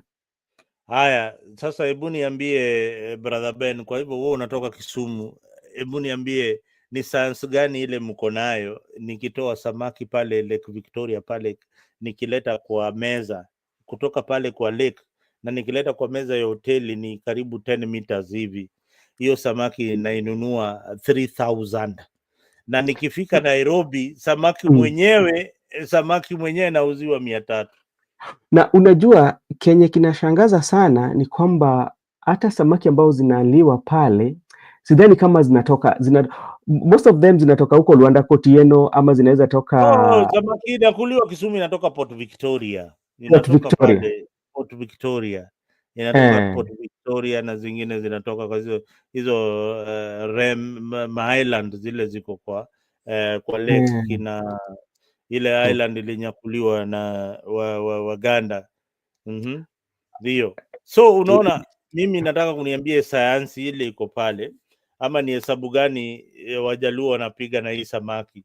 Hii samaki kanatolewa pale kwa lake, kakitembea tu na mtu kidogo kaweka kwa mafuta, hata hajatumia mafuta yoyote kuileta na gari nini, imekuja na boat mpaka kando ya hoteli yako, inauzwa 3,000. Mzalendo, you know one thing that there's what we call hiyo ni uizi bwana. No, hiyo si uizi. Kuna what we call the demand and supply. It will depend. Demand na the law of demand and supply. You have to apply the law of demand and supply. So the demand is very high. Yes. So what are the prices going to do? Very high. So you hike the price because people have got no alternative. No, now you have to obey the law of demand and supply. That's what is happening. Yeah, that's what is happening. Yeah, you have to obey that demand because that is business. Mumesikia wale wanakulaga samaki kule Julia wauliza nini bwana, and the government officials should be paid according to qualification. That is what is in the government structure. Ukifanya kazi kwa serikali kuna increment ile unapewa each and every year, a percentage of increment unapewa according to your qualification. Ukiongeza qualification tena unapeleka pale HR, unaongezewa increment according to your qualification. That one is always there, Julia. It has always been there, it will always remain. Hata mahali hata kwa structure ile kitabu employment book ile unampatiwa kidogo ya serikali, zinaandikwa vile increment yako itakuwa mpaka siku ile itafika mahali sasa haiwezi ongezeka tena. Ni hapo ndio umefika kama uko job group J, job group H, job group nani, hizo ni qualifications zote. Ndio maana kuna P1, P2, P3 teachers katika serikali. So that is something that has always been there, and the government is really has continued to implement it. Now wadau, wacha nikumbuke wadau, tunafika tamati katika kipindi cha Africa 24. I hope mumesikiza brother Ben na yale alisema. No mzalendo, okay. Haya ndio sasa, hizo ndio maswali tunataka. No mzalendo, MPs and cabinet secretaries are not paid per qualification. MPs and so what is the qualification of an MP? What is the qualification of an MP? Qualification of an MP. An MP has got no academic qualification as at now in Kenya. MP ana academic qualification. Cabinet secretaries has got a qualification, and they have got a structure. Yes, cabinet secretaries, the way they are paid their salaries, according to their qualification. MPs have got no education qualification. Lazima tu ukuwe umefika form 4 ama Yeah. form class 8 ama class 3 unaweza What kuwa so like no, I think when you have to vie for a member of parliament, form 4 should be like the minimum, the least. Then I think MCA doesn't. MCA I think should be the MCAs. Do they have qualification? The MCAs. boss. Nakwambia hizo vitu zote, hata president hakuna qualification. No, you have to have a ile age is among the qualification for you to run for. Age You is have to not be a Kenyan there. citizen, or you're talking of academic Nionyeshe qualification. mahali age iko. You're talking of academic qualification, or what? Maybe Julia is talking about academic qualification. That was Julia is talking about. Academic qualification. Yes, To be if an I'm not MP, wrong. you don't. Yeah, to be an MP, the academic qualification is secondary education. Yeah, so and I think that is what Julia is talking about. Like, you should be paid according to That knowledge, there's nowhere you are applying it. But let me ask you, if you have cabinet secretaries, for instance, or permanent secretaries, and they are in the same job group, because all of them are PSS in all government Now, departments, lady, now, or how wacha does it work? nikusomee Mm. wacha nikusomee the basic requirements of an MP as a 2025 must be able to read English and Kiswahili. Julia, lazima ajue kusoma English na Kiswahili. That is the qualification. Educational requirement as per the Act 2021 amended must hold a post-secondary qualification recognized in Kenya, Oh, obtain okay. at least 2 years of study. This was a compromise after attempts to require university degree, which were rejected by parliament and courts. Sasa hiyo mambo ya academics was rejected. So remember, their salaries are regulated by the Salaries and Remuneration Commission. As for the county assembly members, the requirement is the same. Hiyo nayo ilikuwa suspended. Requirement zao was suspended until 2027 elections. So that one definitely will take place. Itakuwa same na the requirement of the MPs. By the way, I think the same qualification that is being applied for MP should also apply to the members of county assembly, because all these are legislatures. Yes, that is the thing. So the standard measure is for the court ruled that unasikia, you only need a secondary education. For what? To be an MP, a member of parliament. No, because sometimes it requires legislation. This is what the court ruled. I'm reading for you what the requirements are. That you need the basic education is English and Kiswahili. Must hold a post-secondary qualification recognized in Kenya after at least 2 years. This the compromise, the attempts to require university degrees, which was rejected by parliament and courts as discriminatory and unrealistic for all the candidates. So let me ask you, because when you look at county assembly and sometimes on how it is being treated, like the qualification for it,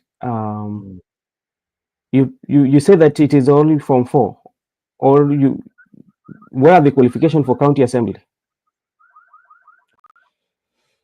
The county MCA's member, the qualifications of the MCA member, the requirement for a post-secondary qualification was also suspended. They needed to have had a university degree, yeah, but that was suspended until 2027. All right, Okay.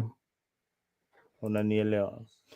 So, guys, Na- if you've not subscribed to Afrique 24, make sure that you do subscribe to Afrique 24. Follow us on our pages. Follow BM on his social media handle, Brother Ben's on media, and of course, Afrique 24 on YouTube. Please make sure that you subscribe. Make sure that you share the link on your WhatsApp pages if you like this particular show. If we have kuteleza kama Julia anajaribu kutukosoa hapa, then Yako sawa.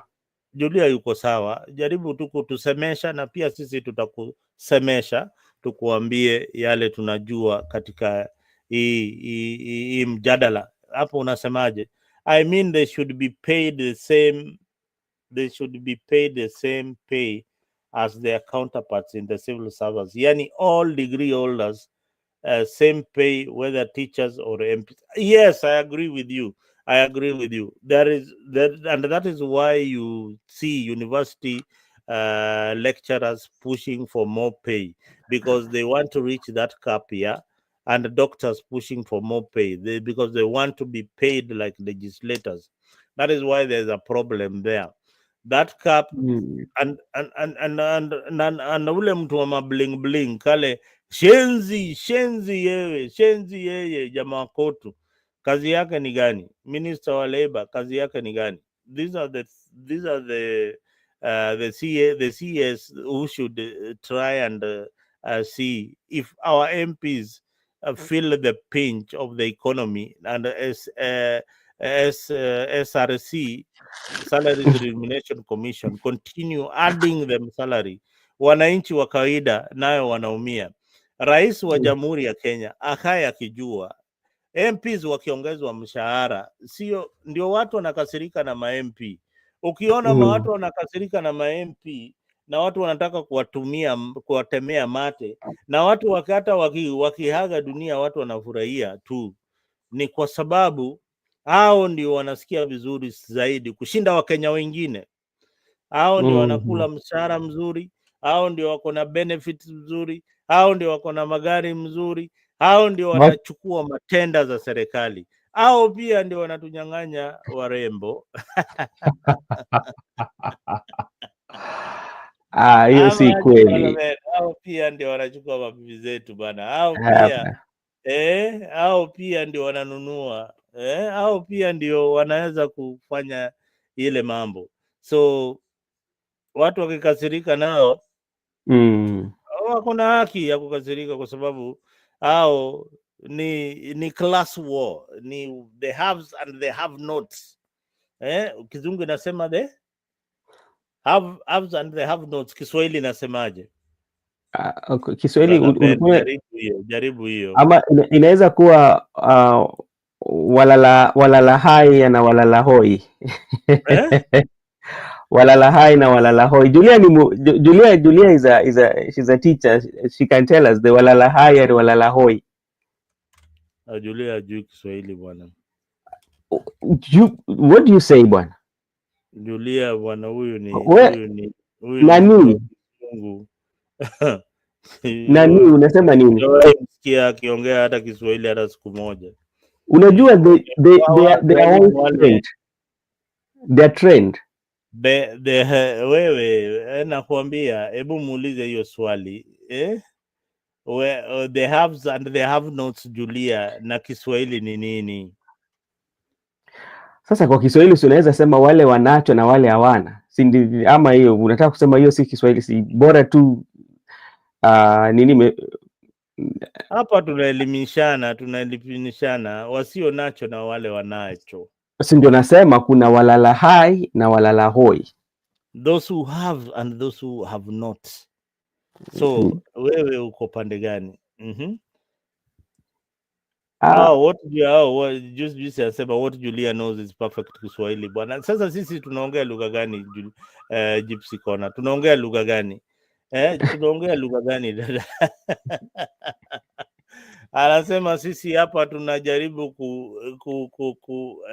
kuna Kijaluo tunajaribu chadho Kiswahili, lakini hatufiki kiwango cha Julia. But anyway, ni lugha lazima tukienzi lugha chetu cha Kiswahili. Niliona marehemu Mondoweri akiongea Kiswahili bwana, karibu unaweza lia. Kuna ma-MP wakiongea Kiswahili unaweza toroka Unajua hata Kiswahili yenyewe tukiangalia historia ya kweli kabisa, Kiswahili si tuwezi sema kwamba ni lugha kabisa, kwa sababu ni mchanganyiko wa Kiarabu na Kiafrika. Hata ukipata Ijumaa, Jumamosi, angalia Julia tafsiri yake, nikwambia huyu hajui Kiswahili hata kidogo. Mabwenyenye na maskini mabwenyenye ni matajiri na maskini mabwenyenye ni the rich, na maskini ni the poor. Umaskini ni nini kwa tuseme kwa Kiingereza? Umaskini poverty. Yeah. Haya, umefanya vizuri. Sasa swali langu inakuja, nataka kukurudisha nyuma na kulingana na historia za Kiafrika na laini, ukifafanua poverty ama umaskini, labda tuseme kwa Kiingereza, poverty ni nini? Poverty na Kiingereza ni ukiishi sehemu za Kenya kule, ni ile hali ya kudhoofika kiasi kwamba hauna kazi na hauna hela zaidi ya $1. Okay, sawa. Jambo hiyo unaweza kuwa classified kama maskini. Okay, sawa. Basi kwa sababu umezungumzia hela na tuseme kwamba wealth ni nini kwa Kiswahili? Wealth, utajiri. Uko sawa. Sasa inamaanisha, kama unaweza nipata, ukiangalia katika desturi na mila za Afrika watu walikuwa na utajiri na utajiri haukukuwa ni pesa. Utajiri wa Afrika wengi walikuwa wanaiangalia, moja ilikuwa ni shamba, pili labda ilikuwa ni zile wanyama ambao umefuga nyumbani, tatu ilikuwa wake na watoto ambao umewazaa. Utajiri hayo. Lakini baada wakoloni kukuja, wakaleta mambo ya maskini, na umaskini inamaanisha kwamba ulikuwa hapa awali ulikuwa umesema kwamba ni ukosefu wa hela. So kwa undani zaidi ni kwamba umaskini haikukuwa Afrika, na umaskini ni mambo ambayo imeletwa na ukoloni mambo leo, kwa sababu inatoa maana ya kuwa kama una pesa basi wewe ni maskini, lakini unaweza kuwa uko na shamba, uko na hayo yote ambao watu walikuwa wanaangalia zamani, na uko na utajiri. Sasa unaweza kubaliana na mimi kwamba ni umaskini ni mambo ambayo ililetwa na ukoloni mambo leo? Hayo ni maoni yako brother Ben. Hayo ni maoni yako ndio nakuuliza mimi, ni maneno yangu. Lakini nakuuliza, unaweza kubaliana na mimi ni kwamba ni maneno ama ni tamko ambapo ililetwa na ukoloni mambo leo?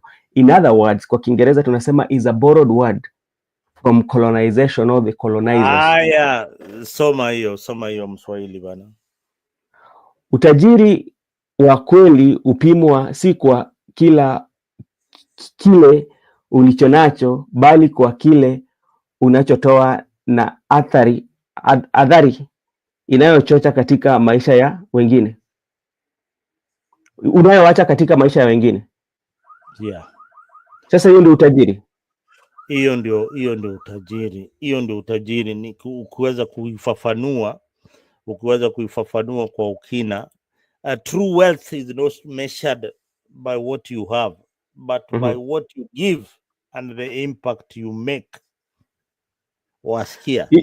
Hizo ni Wealth is not filosofia. about having a lot of money, it's about having a lot of options.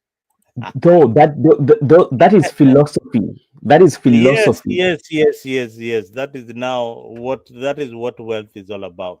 No, mimi unajua, mimi nilikuwa nakuleta kwa mazingira za babu zetu. Mazingira za babu zetu. Ukiangalia babu zetu, vitu ambazo walikuwa wanaangalia kama utajiri. Tukirudi nyuma, brother Ben, umesema vizuri sana. Babu yangu alikuwa ni mwanabiashara.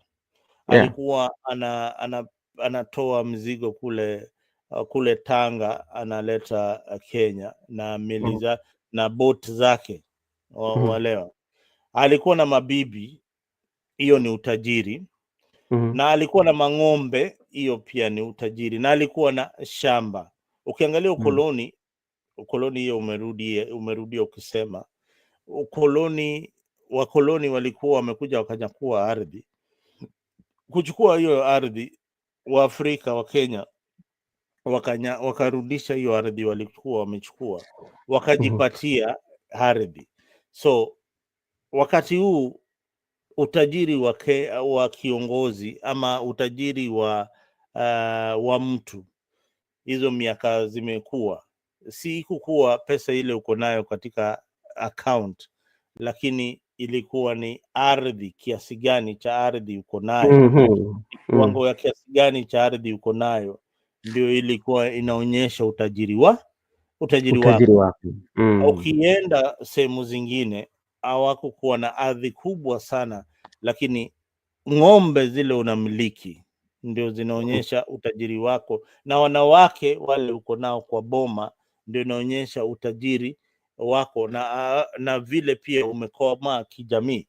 Na unapata kwa hafla zingine, wewe mtu wa bibi moja au ungeweza kukaa ama kushauriwa kwa jambo lolote, kwa sababu wewe hauna ile utajiri ama una ile uwezo ya kukaa na wale walio matajiri, wale wana bibi wengi. So hiyo ni desturi ya Kiafrika na vile tulikuwa tunaishi, waelewa? So ni hii utajiri kwa kila mila. Ukienda saa hii for example, wacha niongee katika mila ya Wajaluo na ni compare na Wakisii na Wakikuyu pia. Wakikuyu ni matajiri kwa mali, kwa pesa uko nao kwa mfuko na kwa biashara. Wajaluo ni watajiri kwa ardhi, lakini hana pesa kwa mfuko. Maskini ule yuko pale kwetu, ako na at least ekari moja ya shamba ama 2 ama 3, lakini hana hela kwa mfuko.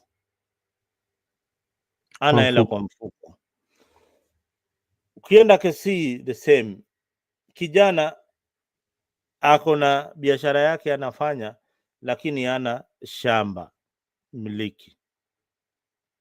Shida yake ni shamba, lakini ako na uwezo wa kununua, lakini hiyo area hawana shamba, zimeenda zote. So kwa kila jamii kuna utajiri, kuna vile unaweza fafanua utajiri kwa njia tofauti. Bila shaka brother Ben, tumepiga masaa mawili katika hii kipindi, tumepitisha zile masaa. Sisi tunataka kuona hizi show zinaisha kama tuko na ujumbe tumepatia wa Kenya. Tutaki mashow zinaenda sijui 5 hours 8 hours, ati 8 hours utakuwa unaongea nonsense. So tunataka kumaliza show on a very light note and an interesting note. Kesho nafanya nini bana? Ndugu yangu, tukimaliza kesho itakuwa ni vigumu, labda Tuesday morning. Sijakwambia uje show, nimekuambia najua unaogopa show. Sijakwambia uje show, nimekuambia kesho unafanya nini asubuhi ukiamka. Kesho hali ya kawaida, kwa sababu kesho saizi naweza sema kwamba ni hali ya kawaida ya kutafuta. Unajua, ukiamka lazima utafute. Wewe wajua ni saa ngapi? Saa 8 usiku. Si ndio nakwambia sasa hakuna kesho. Sasa nasema leo asubuhi itakuwa ni saa 8 usiku huku bwana. Saa 8. Julia, tumeshukuru sana kwa pale comment section. Gypsy Corner, asante sana, tunashukuru vyema sana. Watu gani unaweza wasalimia kule nyumbani? Hebu tuma salamu kwa watu 2 watatu wale unawajua. Mimi ningependa hako kutuma salamu kwa ndugu zangu wakiwa kule sehemu za Mikori.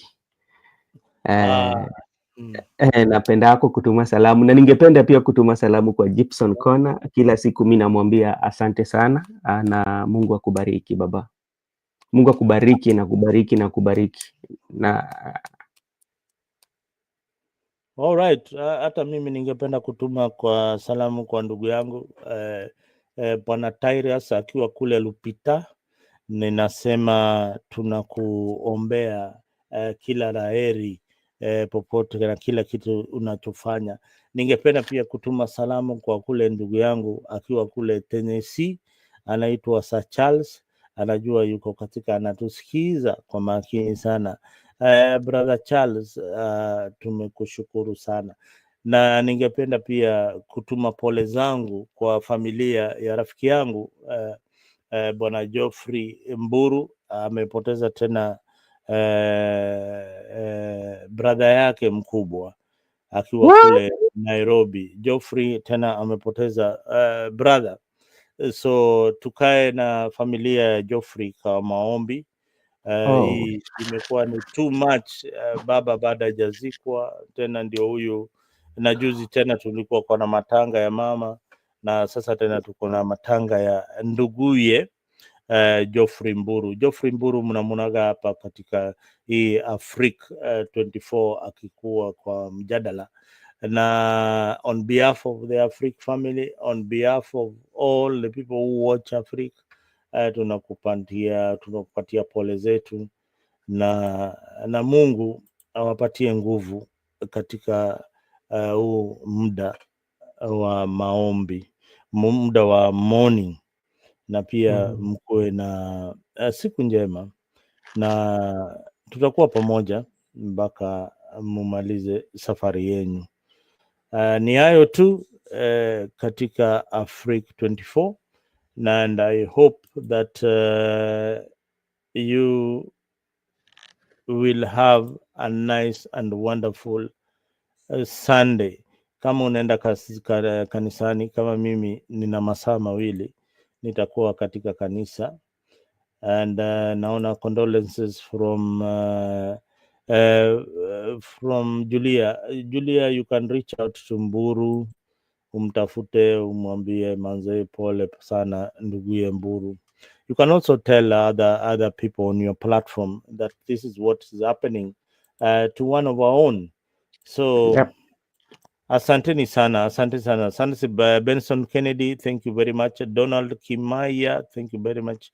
Brandon Ayara, asante sana for tuning in to Africa 24. Nyinyi mumekuwa mashabiki, and if you have not subscribed to Africa 24, make sure that you do so. Hii ndio mwisho ya mawazo, na tutazidi kukupatia show tamu kama hizi umeona ya leo. Haya, kwaherini na muwe na usiku.